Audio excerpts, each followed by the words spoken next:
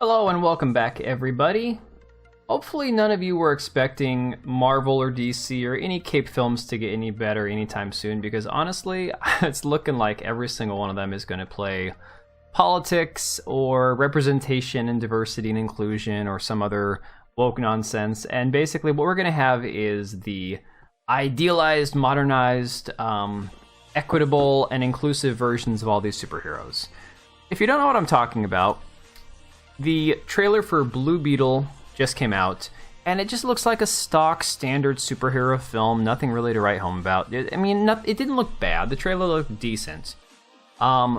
Basic, hero story, unexpected hero. He gets a hold of the blue scarab beetle thing his first day at a new job, and miraculously it chooses him to be its host. Okay, we've seen this 1,000 times. Whatever. I'm not going to fault it. Comic book origin stories are pretty similar. That being said, there's a line at the end of the trailer because he is a Latino or Hispanic young man, and he's got obviously a Latino family. And so, for some reason, they cast, crotchety old, unfunny comedian George Lopez, who used to be funny. George Lopez, once upon a time, was a funny guy, at least as far as I can remember. They cast him in the role of, I believe, his uncle or something. And at the end of the trailer, they're going through some gadgets and stuff, and somebody says, "It's like Batman stuff." And then George Lopez responds with, "Batman's a fascist." Okay? Literally, that's the last line. It's like a 2-minute trailer, and the last 3 seconds you have, "Batman's a fascist," boom, done, period, end of sentence, and that's the last line you hear. A lot of people have been like, oh, it's just a joke, and why can't you just take a joke and stop being an SJW or a snowflake? It's like, look, guys, no one's talking about it as a joke. No one's talking about like, oh, that was an offensive joke. The point is, it's not a joke, okay? Literally, this has been a topic of conversation for a long time now. If it was a joke, if it was just a joke that didn't land, if it was an unfunny attempt at humor, fine, whatever. It'd be a throwaway line, not a big deal. But then you have articles like this from slashfilm.com saying Blue Beetle's "Batman is a fascist" line isn't just a throwaway joke. I'm not shocked, okay? Literally, I have people online, some randos with, no profile picture and 30 followers trying to tell me, oh, don't be a snowflake, it's just a joke. Only SJWs say jokes are supposed to be funny. Now, jokes inherently are supposed to evoke some sort of humorous reaction. Not every joke is for every person, that's fine.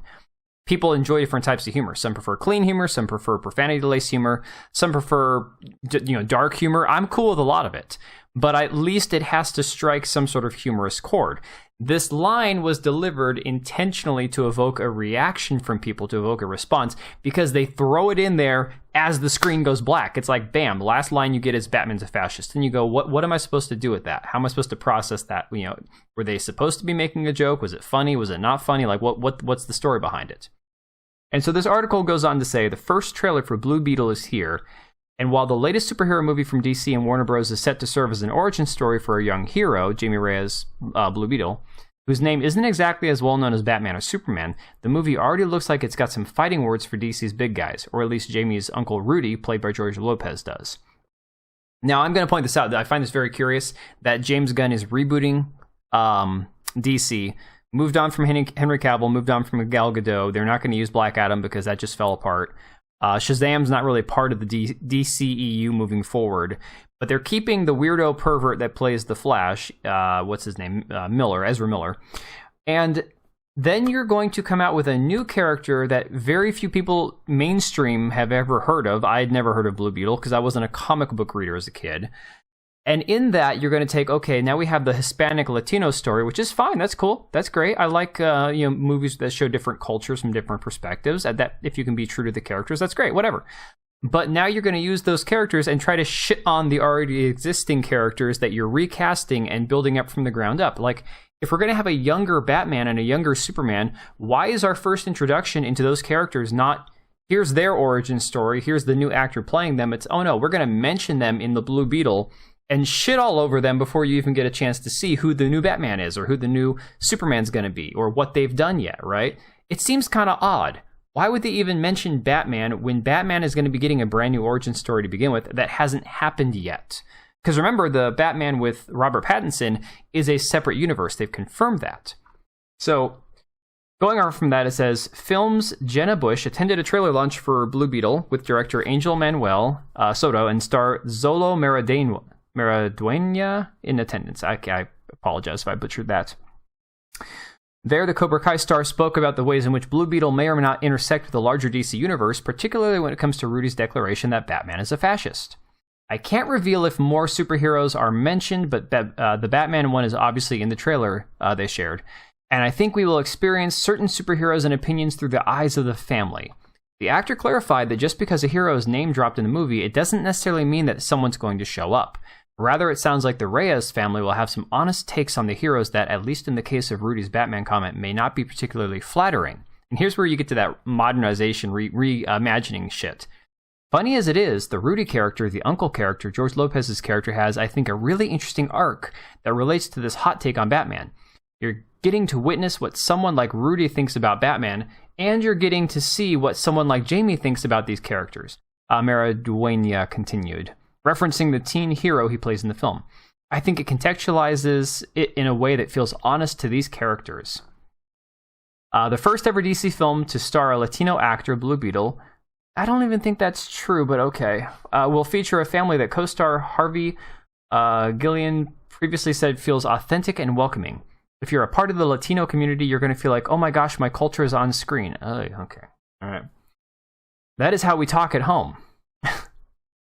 Do you throw around words like fascist at home? You need to get a new hobby, okay? Play a board game. Go like, I don't know, touch some grass, read a book, do something. So yeah, basically, people saying that this is just one line, it's a joke, it's supposed to be funny, haha, laugh it off. That's not it, guys. Literally, all this little like messaging they're putting in these movies, they want you to hate Batman. They want you to hate Superman because they're going to reimagine those characters. They're going to be modernized and made acceptable. They're going to make them more, tolerant for the average viewer nowadays, for their sensitivities and being more inclusive. Rather than just saying, yes, Batman has a dark side. That's what makes him freaking awesome, Now they gotta say, oh no, Batman's a fascist because he's a rich guy who doesn't play by the rules, who goes and beats up poor people. I've literally read this argument that it's because he's rich and he beats up, quote, poor people. Not that he goes after and kills or hurts murderers and thieves and crime lords. Oh no, it's that he beats up poor people. I know. So this is the world we live in, guys. This is why we can't have anything good. This is why I'll talk about these movies, but I'm not watching any of them. I have not watched a new Marvel film since Endgame, I guess, because I've skipped all of Phase 5. Black Widow, Doctor Strange 2, which I was really looking forward to. All the other ones, Black Widow, all of them I skipped. I said, nope. Shang-Chi, none of them. I've not watched a single one. I'm done watching the Marvel shows. I watched 2.5 seasons of whatever that shit was, and I'm done. So let me know what you guys think about this whole fascist thing.